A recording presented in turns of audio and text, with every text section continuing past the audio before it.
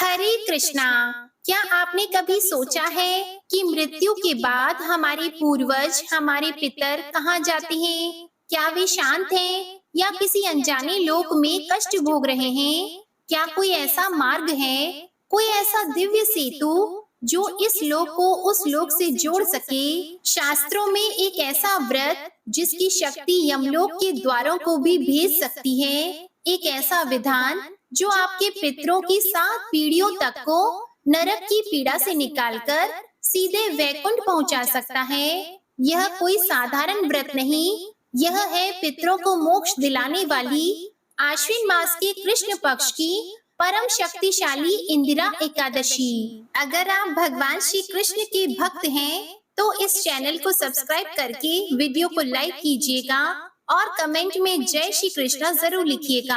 आज इस वीडियो में आप सुनेंगे वो कथा जो स्वयं श्री कृष्ण ने युधिष्ठिर को सुनाई थी, वो संपूर्ण विधि जो एक पुण्यात्मा राजा ने अपने पिता को यमलोक से मुक्त कराने के लिए की थी, और साथ ही आप जानेंगे इंदिरा एकादशी की सही तिथि और शुभ मुहूर्त व्रत पारण के समय के बारे में। इंदिरा एकादशी की महिमा का वर्णन स्वयं भगवान श्री कृष्ण ने धर्मराज युधिष्ठिर के पूछने पर किया था, जिसका उल्लेख ब्रह्म वैवर्त पुराण में मिलता है। युधिष्ठिर ने भगवान श्री कृष्ण से पूछा, हे मधुसूदन, कृपा करके मुझे आश्विन मास के कृष्ण पक्ष में आने वाली एकादशी का नाम, उसकी विधि और उसके फल के बारे में विस्तार से बताइए। तब भगवान श्री कृष्ण ने कहा, हे राजन, इस एकादशी का नाम इंदिरा है और यह पापों का नाश करने वाली तथा पितरों को अधोगति से मुक्ति दिलाने वाली है। इसकी कथा सुनने मात्र से ही वाजपेयी यज्ञ का फल प्राप्त होता है। अब मैं तुम्हें इसकी पौराणिक कथा सुनाता हूँ, तुम ध्यान पूर्वक सुनो। भगवान ने कथा आरंभ करते हुए कहा, सतयुग के समय महिष्मती नामक एक अत्यंत समृद्ध और गौरवशाली नगरी थी, जिस पर इंद्रसेन नामक एक प्रतापी और धर्मपरायण राजा का शासन था।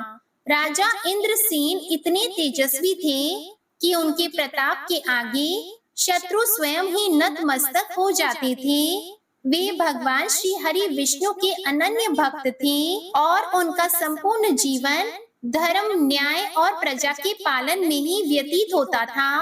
उनके राज्य में प्रजा हर प्रकार से सुखी और संतुष्ट थी। एक दिन जब राजा इंद्रसेन अपनी राजसभा में सुखपूर्वक बैठे थे, तभी आकाश मार्ग से देवर्षि नारद का आगमन हुआ। राजा इंद्रसेन ने तुरंत अपने सिंहासन से उठकर देवर्षि का साष्टांग प्रणाम किया, उनके चरण धोए और उन्हें सम्मान पूर्वक एक उच्च आसन पर बिठाया। राजा इंद्रसेन ने हाथ जोड़कर अत्यंत विनम्रता से पूछा, हे मुनि श्रेष्ठ, आपके दर्शन मात्र से मेरा जीवन धन्य हो गया। कृपा करके अपने आगमन का प्रयोजन बताइए। राजा की भक्ति से प्रसन्न होकर देवर्षि नारद ने कहा, हे राजन, तुम्हारे शासन और गुणों की प्रशंसा तीनों लोकों में होती है। मैं तुम्हें एक आश्चर्यजनक बात बताने आया हूँ। कुछ समय पहले मैं ब्रह्मलोक से यमलोक गया था, जहाँ मैंने तुम्हारे धर्मपरायण पिता को यमराज की सभा में बैठे देखा। पिता का समाचार सुनकर राजा इंद्रसेन को अत्यंत प्रसन्नता हुई, किंतु उन्होंने उत्सुकता से पूछा, हे देवर्षि, यदि मेरे पिता इतने धर्मात्मा थे, तो उन्हें यमलोक में क्यों रहना पड़ रहा है? इस पर नारद मुनि ने गंभीर होकर कहा, हे राजन, तुम्हारे पिता वास्तव में एक महान पुण्यात्मा थे, किंतु दुर्भाग्यवश उनसे एकादशी व्रत के अनुष्ठान में कोई त्रुटि हो गई थी, जिससे व्रत खंडित हो गया। उसी एक दोष के कारण उन्हें अभी तक मोक्ष की प्राप्ति नहीं हुई है। उन्होंने मुझे तुम्हारे लिए एक संदेश भेजा है। राजा का हृदय यह सुनकर कांप उठा और उन्होंने व्याकुल होकर संदेश के बारे में पूछा। नारद जी ने कहा, तुम्हारे पिता ने अत्यंत करुण स्वर में कहा है कि यदि मेरा पुत्र इंद्रसेन मेरे निमित्त आश्विन मास की इंदिरा एकादशी का व्रत विधि पूर्वक करे, तो उस व्रत के पुण्य प्रभाव से मैं इस यमलोक से मुक्त होकर स्वर्ग को प्राप्त कर सकता हूँ। पिता के कष्ट का समाचार सुनकर राजा इंद्रसेन की आंखों से अश्रुधारा बह निकली।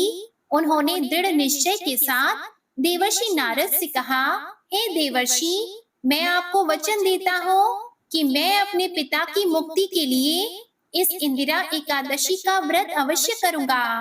आप कृपा करके मुझे इस व्रत की संपूर्ण विधि और नियम विस्तार से समझाएं।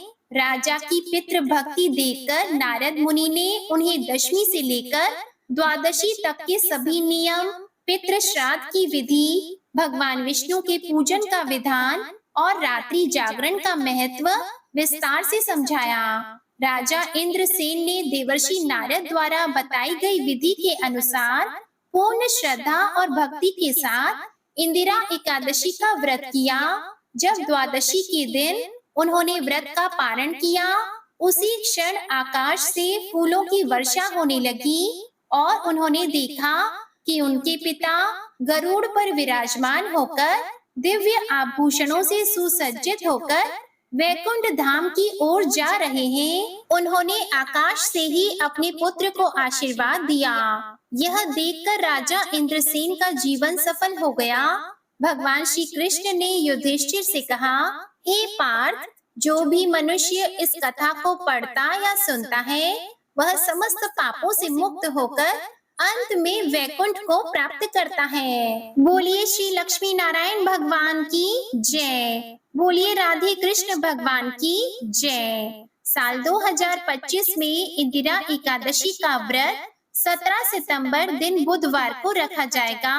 एकादशी तिथि प्रारंभ होगी 16 सितंबर 2025 दिन मंगलवार की मध्य रात्रि 12:23 पर और एकादशी तिथि समाप्त होगी 17 सितंबर दिन बुधवार को रात्रि 11:41 पर। उदया तिथि के अनुसार सभी भक्तजन 17 सितंबर 2025 दिन बुधवार को ही व्रत धारण करेंगे।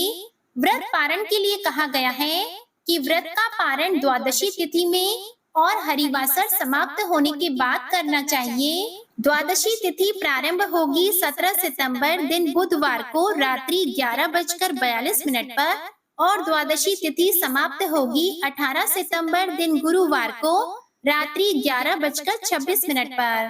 तो हरिवासर का जो समय है वो 18 सितंबर की सुबह 6:10 पर समाप्त हो जाएगा। व्रत का पारण 18 सितंबर को सुबह 6:15 से सुबह 8:40 के बीच में किया जाएगा। 17 सितंबर दिन बुधवार को सुबह की पूजा का समय रहेगा सुबह 4:57 से सुबह 6:07 तक। विजय मुहूर्त दोपहर 2:18 से दोपहर 3:07 तक रहेगा और शाम की पूजा का समय शाम 6:24 से शाम 7:34 तक रहेगा। इंदिरा एकादशी का व्रत दशमी तिथि से प्रारंभ होकर द्वादशी तक चलता है। पहले दिन यानी दशमी तिथि को व्रती को संयम का पालन करना चाहिए। इस दिन सूर्योदय के बाद केवल एक बार सात्विक भोजन ग्रहण करें, जिसमें प्याज, लहसुन, मसूर की दाल जैसी तामसिक वस्तुओं का प्रयोग ना हो। रात्रि में भूमि पर शयन करें और पूर्ण ब्रह्मचर्य का पालन करें। दूसरे दिन यानी एकादशी तिथि को ब्रह्म मुहूर्त में उठकर और स्नान आदि से निवृत्त होकर व्रत का संकल्प लें। हे भगवान विष्णु, मैं अपने सभी पापों से मुक्ति, आपकी कृपा और अपने पितरों की सद्गति दिलाने के निमित्त आज इंदिरा एकादशी का व्रत करने का संकल्प लेता हूँ। इस व्रत का सबसे महत्वपूर्ण अंग पितृ श्राद्ध है, जो दोपहर के समय अभिजीत मुहूर्त में करना चाहिए। किसी योग्य ब्राह्मण को भोजन कराएं या गाय को भोजन खिलाएं और काले तिल से पितरों का तर्पण करें।